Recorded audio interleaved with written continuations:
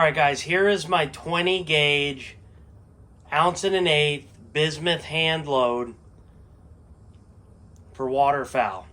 I assume you could use this for, you upland guys or whatever, shooting pheasants. Maybe you're in a non-toxic area. This would also obviously probably work really well. Maybe slightly overkill, but I think it would be quite effective. The test gun I use is the same one, the only one I have on the channel for waterfowl hunting, and it's a Winchester Super X4 28-inch barrel, obviously a 3-inch chamber. So once I go through these patterns, I will go on to the recipe, what I've used, etc., etc. I use TruLock chokes only for this. I tested at 30 and 40 yards because it's number 4 bismuth, and number 4 bismuth, in my personal opinion, just an opinion, it's absolutely effective on ducks out to 40 yards. I think that's probably the limitation.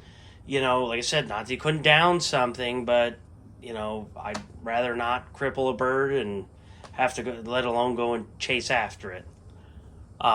This is rotometals bismuth. Decently round, not as round as maybe some other offerings, but that is what I used. So this is a 30-yard pattern, TruLock, improved, modified. So yeah, it's off a little bit. It's relatively centered. It is what it is. I was getting tired that day.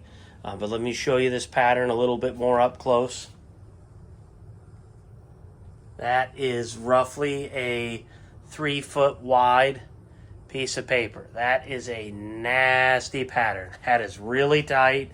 That is, I would maybe classify as potentially too tight, depending on what you're going for. It is, I'd say, about a little less than a 2-foot core.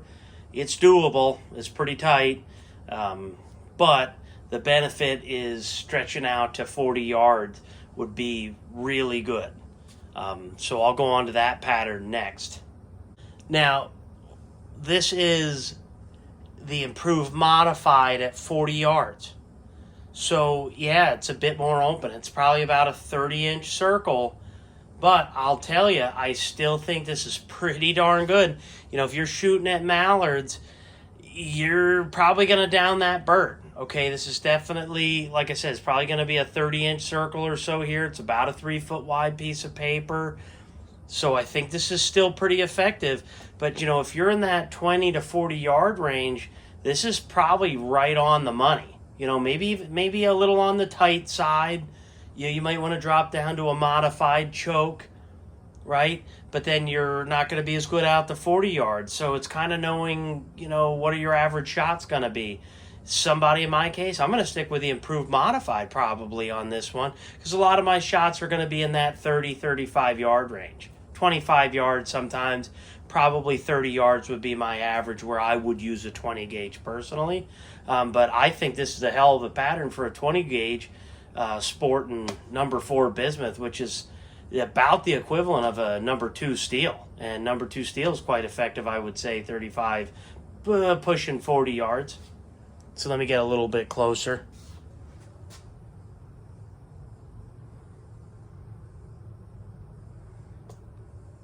So, like I said, I think that's a damn good pattern, and I wouldn't think twice about running this normally. So let me go on to the full choke then. I got 2 patterns there, and then we'll go on to what I used to make it. All right, guys, this is the 1 1/8 bismuth out of a TruLock full at 30 yards. I actually think that this pattern is marginally better than the improved modified at 30 yards. Now, yes, it's really tight, okay? But it's really, really even. This is really tight. I mean, it is definitely probably a 20-inch circle or so. For the core of the pattern, very few flyers, just a couple. This is a hell of a pattern. Definitely satisfied with this one here. This is a really, really good pattern. Let's go on to 40 yards. Here's the full choke, TruLock full choke at 40 yards. So this is not as good as the improved modified. Now it is a little bit tighter. Obviously, it's maybe slightly more even, but it's got some more splotches in it. It's got some more open spots. So I think for this number 4 bismuth, in my particular case, you know, if you're going to nitpick it, I would go the improved modified route. The nice part is, too, with the improved modified is it's still quite effective with smaller steel shot, which you commonly use in 20 gauge, which makes a lot of sense. So let me get a little bit closer.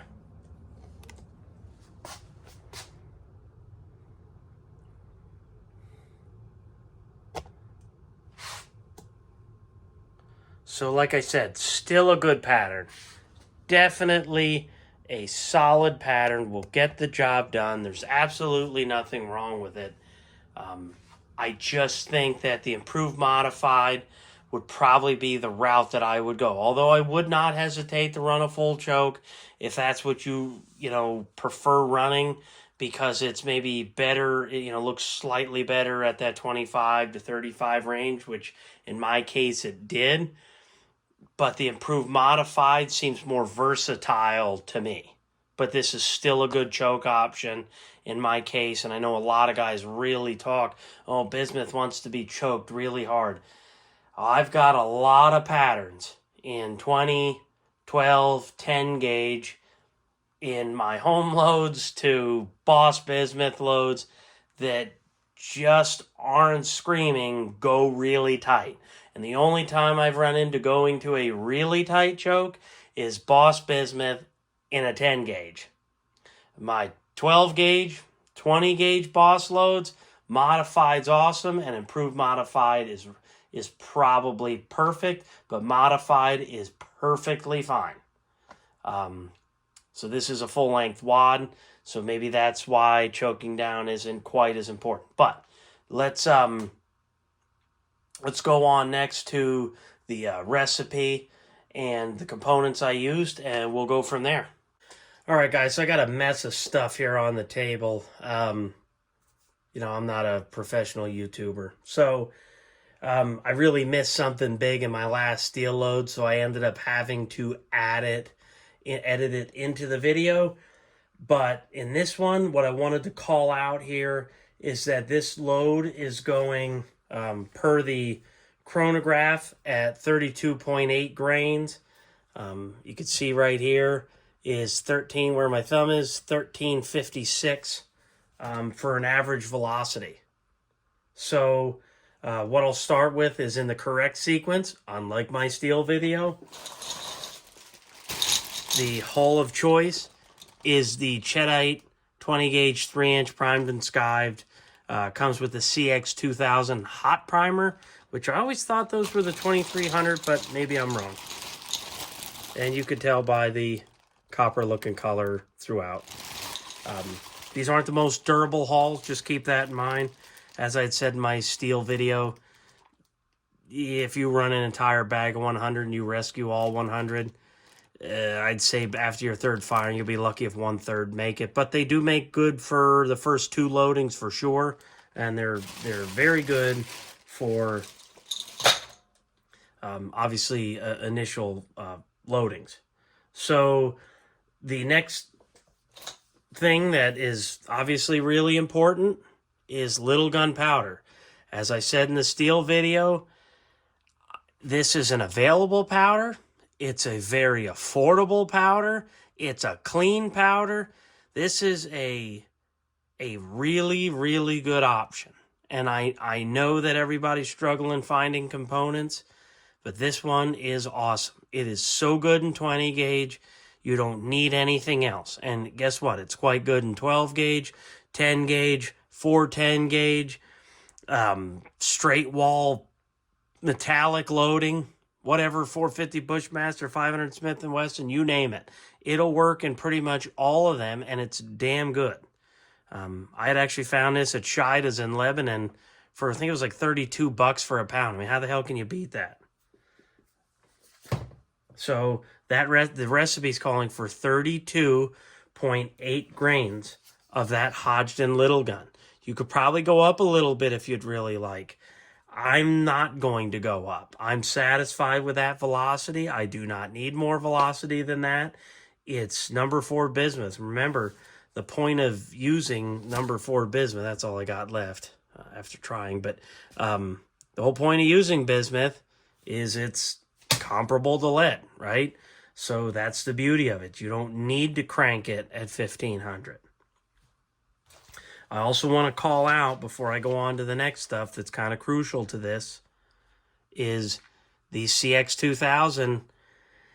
Like I said in my steel video, I just didn't see a difference. The most difference I saw was temperature, which changes FPS slightly because that's obviously not a temp, you know, it's a temp sensitive powder. So just keep that in mind. The wad I'm using, if you watched my steel video, guess what? Same wad. This wad works really good. It's a very effective wad. It's very affordable. It's usually in stock at Precision Reloading. It's a hell of a wad, and it's real good for the smaller pellets, which you mostly use in 20 gauge. I think 250 of them is like $23 or something. I mean, how can you beat that with a stick? Pre-slit and everything. Flare the gas seal once again, just like I do on the 20 gauge steel loads. So here's the felt spacers I'm using. You're going to need this as that is a full length 1 ounce capable steel wad. So you're going to need these. All right. One spacer won't do it. What I do is I cut 1 1/2. These are 1/4 inchers. I cut 1 1/2. I use one full one and then 1/8 of an inch of another one. Okay. This is a pretty squishy felt. It's not very dense, okay? You can see how much I'm squishing this. And that, like I said, once again, that is a 1/4 inch felt, but it is not the most dense. So I buy the 1/4 inch because it's cheaper than buying, say, an 1/8 inch bag too, and I just cut 1 1/2. It saves me some money, and it works really well. I'm very happy with it. Once again, that's Precision Reloading. And obviously I'm going to put that in the bottom of the wad. Pick the bismuth shot of your choice. I use 4s. I think 4s are absolutely perfect in 20 gauge. Once again, I lean on the side of bigger pellets, and I know a lot of guys, number 5 bismuth, that's their thing. Well, it's not mine. I like big pellets, have always liked big pellets. I will always lean on the side of bigger pellets, even if my shooting is slightly closer. I just prefer bigger pellets. I want to hit the bird harder. So for me, I try to get bigger payloads because I like bigger pellets. Just a personal preference. You shoot whatever you want to shoot. I'm using number 4 bismuth. Now, this is a old as hell can of Special Mix 47. I think I got it at a gun show for like $1 or something like that before I even knew anything about buffer. I just knew what you used it for. I bought it and I've had it for years. I don't even know how old it is. So you might be asking, why are you using Special Mix 47? I know you rave. I do, and I rave about the PSB buffer by Precision Reloading. I still think it's the best buffer made, period, for shotgun loading. The thing is, that's a slightly heavier, denser, larger spherical buffer. So I find in, when you're getting into these smaller pellets like number 4, these aren't real big, they're pretty small. The reason that I like the Special Mix 47 is this is much lighter weight, so it doesn't add to the payload as much. The other thing is it's finer. So it fills out a shell a lot easier than the PSB. So the PSB is great when you're running like, say, 2-shot or 3-shot or 1 or larger. It's awesome. You start getting to this smaller shot, like 3, 4, 5, 6, whatever. This finer stuff is much nicer. And I am using about 10 to 12 grains of this. So feel free to figure out how that works for you. So I actually weigh my buffer and I try to get within a grain or so. I don't just go by scoops. Feel free to do it however you'd like. Figure out what a scoop ends up coming out to. And like I said, I'm using 10 to 12 grains. And then obviously an 1 1/8 ounce, a true 1 1/8 ounce bismuth of your choice. And that's what this load consists of. It's going about 1,350 feet per second here. And you guys saw the patterns. The patterns are great. It's a very effective load if you're a 20 gauge guy. I just gave you a hell of a steel option and a hell of a bismuth option. Make your own, because I think you'll be better off. And I think these patterns speak for themselves, and I'll bet you some of you guys could probably end up doing better than me. But I'll close out by saying, once again, guys, this is not a book load, okay? I did get some of this information from various sources. I started real low. I worked my way up, and I look for pressure signs. I have 0 pressure signs here. No case rim swelling, no weird extractions, no anything, no tearing of the head of the shell or anything like that. Every primer pockets are still tight. Everything is fine. Once again, this is not published data. I'm giving it to you guys to use it as just educational purposes. So treat it however you will. Hopefully this is helpful to somebody. I know 20 gauge is big for waterfowl right now. And I know at this point in my waterfowl hunting, I'm hunting with a 10 gauge or a 20 gauge. I didn't even use a 12 gauge once last season. So I think I'll probably keep it that way this season as well. So I'm signing out today, and then hopefully I'll be back with another video. I'm attempting to do 1 a week here for the rest of 23. Let's see how that goes. All right, I'll see you later.